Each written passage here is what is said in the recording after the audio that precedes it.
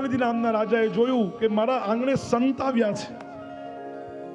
નારદજીનું સ્વાગત કર્યું. આ આખી બનાવેલી રચના છે. મહાદેવે નારદજીને જોયું, નારદજીને પ્રણામ કર્યા, અને જેવા નારદજીને પ્રણામ કર્યા ને માતો બહેનો, અને નારદજીને કીધું કે હે નારદજી, હું કેટલો નસીબદાર છું. કેમ કે આવતીકાલે મારી દીકરીનો સ્વયંવર છે ને આજે તમારા આશીર્વાદ મળવાના. એટલામાં શિલાનિધિ નામની રાજાની દીકરી હાથમાં જયમાલા પાણીનો ગ્લાસ લઈને આવી. નારદજીએ જયમાલાને જોઈ મહાદેવે લીલા કરી. એક બાજુ નારદજી એમ કહેતો હતો કે મેં કામદેવને જીતી લીધો છે, અને એક બાજુ લીલા કરી. અને કઈ લીલા કરી માતો બહેનો કે જયમાલાને જોઈને નારદજી પર કામના જાગી કે કાલે આનો સ્વયંવર છે, મારે જ પરણવું છે. અને નારદજી આશીર્વાદ આપી દીધા, તને હરિ જેવો વર પ્રાપ્ત. બોલો કેવો? હરિ. હરિ તને હરિ જેવો વર પ્રાપ્ત થાય. નારદજીના આશીર્વાદ લઈ જયમાલા જતી રહી. નારદજી ગયા. નારદજીને પરણવાની ઈચ્છા થઈ, પણ નારદજીને એમ થયું કે મેં તો એને આશીર્વાદ આપી દીધા કે તને હરિ જેવો પતિ મળે. હું તો કઈ હરિ જેવો છું નહીં. હરિના બે રૂપ થાય, એક વાનર અને એક વિષ્ણુ. ભગવાન વિષ્ણુ. એટલે નારદજી વિષ્ણુ ભગવાન પાસે ગયા અને વિષ્ણુ ભગવાનને કીધું કે સાંભળો કે હે પ્રભુ, મને તમારું રૂપ આપો. એમ જો બોલત ને તો વિષ્ણુ ભગવાન એનું રૂપ આપત, પણ નારદજીએ વિષ્ણુ ભગવાનને કીધું કે મને હરિનું રૂપ આપો. કયું રૂપ માંગ્યું? હરિનું રૂપ. એટલે વિષ્ણુ ભગવાને વાનરનું રૂપ આપી દીધું. બીજા દિવસનો સવારનો સમય થયો.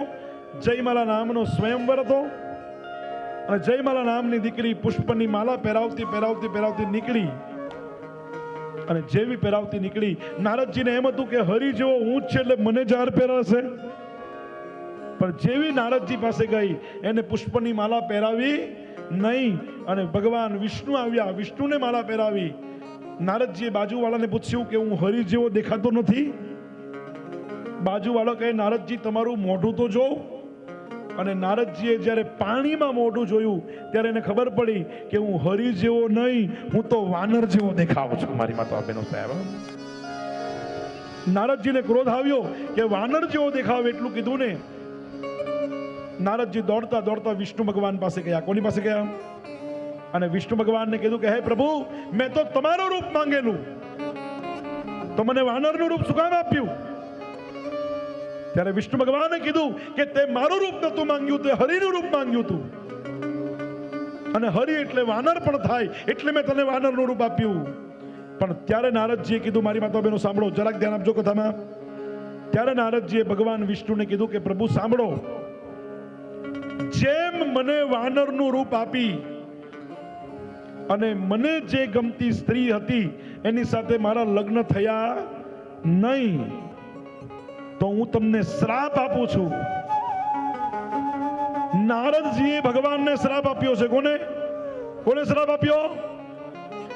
કે જેવી રીતે મને વાનરનું રૂપ આપી અને મારી ગમતી સ્ત્રી સાથે તમે મને વિવાહ ન કરવા દીધા, તો આજે હું તમને શ્રાપ આપું છું કે ત્રેતા યુગમાં તમે તમારી ગમતી સ્ત્રી સાથે લગ્ન કરશો, તમારા દાંપત્ય જીવનની શરૂઆત થશે, અને તમારી સ્ત્રીને, તમારી પત્નીને કોઈ રાક્ષસ હરણ કરી જશે, અને રાક્ષસ હરણ કરી જશે, અને પછી તમે એને લેવા જશો.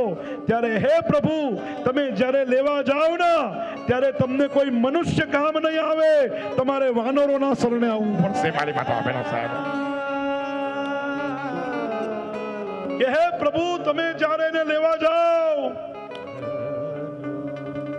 ત્યારે તમને કોઈ મનુષ્ય કામ આવશે નહીં. ત્યારે તમારે કોની પાસે આવવું પડશે? કોની પાસે? વાનરો પાસે આવવું પડશે. અને એ વાનર ભગવાન રામજી કોની પાસે ગયા? પવન તનય સંકટ હરણ મંગલ મૂર્તિ રૂપ રામ લખન સીતા સહિત હૃદય બસવુ. તમારે કોઈ મનુષ્ય કામ નહીં આવે, તમારે વાનર પાસે આવવું પડશે. અને આજે મારી માતા બહેનો, એટલા માટે હું કાયમ બોલું કે આપણે હનુમાન ચાલીસા જે બોલીએ છીએ ને, એમાં હનુમાન ચાલીસામાં એક શબ્દ બોલીએ છીએ આપણે, કયો? શંકર સુવન કેસરી નંદન. હે મારી માતાઓ બહેનો, બધા યાદ રાખજો, આજથી શંકર સુવન નહીં, શંકર સ્વયં કેસરી નંદન શબ્દ બોલાય માતાઓ બહેનો. શંકર સ્વયં કેસરી નંદન. ભગવાન શિવનો 11મો રુદ્ર રૂપ હોય તો હનુમાનજી મહારાજ છે મારી માતાઓ.